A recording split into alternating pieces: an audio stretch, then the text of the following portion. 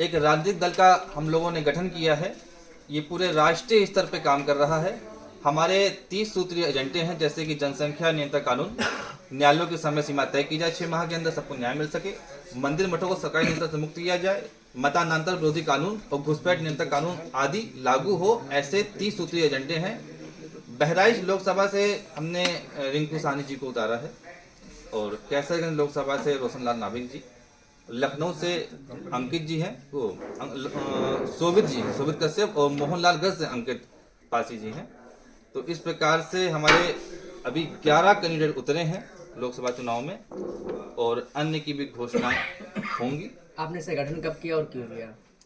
देखिए, जो ये मुद्दे हैं, 30 सूत्रीय एजेंडे हैं, यदि ये लागू नहीं हुए इस देश में, तो निश्चित तौर पे देश का नया विभाजन 20 साल बाद हो जाएगा, और देश में गृह युद्ध जैसी स्थितियां लागू हो जाएंगी, क्योंकि देश में जनसंख्या विस्फोट होता जा रहा है। ये हमारे लिए कोई गर्व की बात नहीं है, ये बहुत चिंता का विषय है। जनसंख्या विस्फोट बढ़ता ही जा रहा है। सबसे ज्यादा दुनिया में जनसंख्या भारत में हो चुकी है, और हमारे जो है घुसपैठ बढ़ती जा रही है, मतांतर बहुत तेजी से बढ़ रहा है यहाँ, बल्कि बहराइच जनपद में मतांतर बहुत अधिक है, और लगभग हर जिले की यही स्थिति है।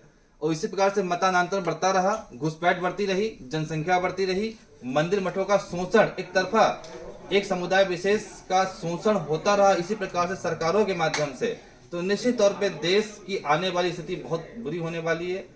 उस स्थिति को रोकने के लिए और देश को वास्तव में मानवतावादी और एक समान नागरिक संहिता, एक समान कानून सबके लिए, एक समान जैसे नियम सबके लिए, और इन सब उद्देश्यों को पूरा करने के लिए इस दल का गठन किया गया है। शोषण किसके साथ हो रहा है?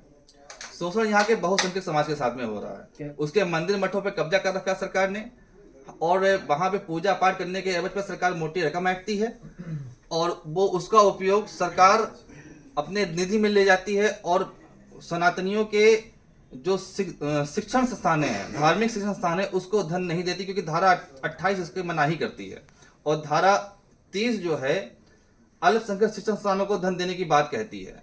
इस प्रकार से एक तरफा एक वर्ग विशेष का शोषण हो रहा है, जो कि उचित नहीं है। मानवतावादी, मानवता विरोधी ये नियम है, इसको हम बदलेंगे।